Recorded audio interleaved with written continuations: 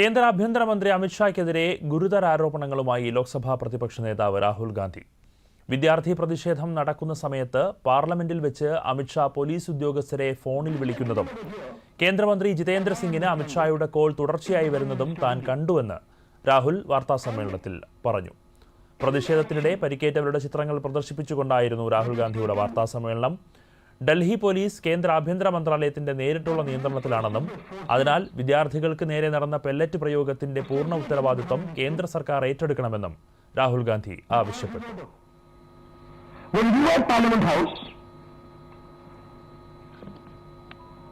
I saw with my own eyes